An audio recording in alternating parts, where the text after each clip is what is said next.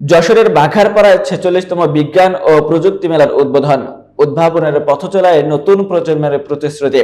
যশোরের বাঘারপাড়ায় উদ্বোধন হলো ৪৬তম বিজ্ঞান জাতীয় ও প্রযুক্তি মেলা, যেখানে নতুন প্রজন্মের জন্য বিজ্ঞান ও প্রযুক্তির সম্ভাবনা উন্মোচিত হচ্ছে।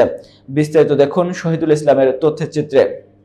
যশোরের বাঘারপাড়ায় অনুষ্ঠিত হলো ৪৬তম জাতীয় বিজ্ঞান ও প্রযুক্তি সপ্তাহ উপলক্ষে এক বিশেষ বিজ্ঞান মেলা। সোমবার ২০ জানুয়ারি সকালে উপজেলা পরিষদ চত্বরে ২ দিন ব্যাপী মেলার উদ্বোধন করেন উপজেলা নির্বাহী কর্মকর্তা শোভন সরকার।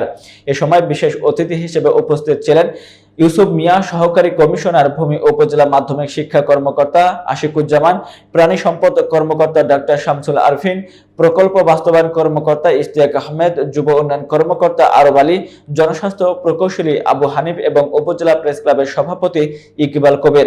এ উপলক্ষে আয়োজিত অনুষ্ঠানে উপজেলা নির্বাহী কর্মকর্তা মোহাম্মদ হুমায়ুন কবির বলেন, নিত্য নতুন বৈজ্ঞানিক আবিষ্কারের মাধ্যমে নতুন প্রজন্মকে বিজ্ঞান মনস্ক করে গড়ে তুলতে এই ধরনের বিজ্ঞান ও প্রযুক্তি সপ্তাহ অত্যন্ত সহায়ক ভূমিকা পালন করবে।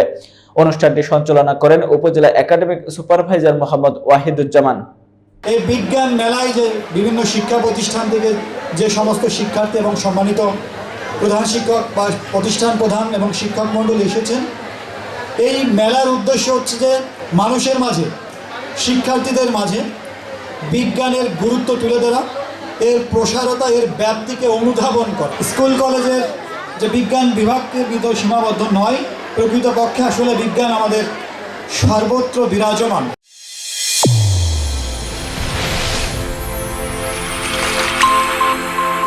চ্যানেল A1 হৃদয় রেসপন্স।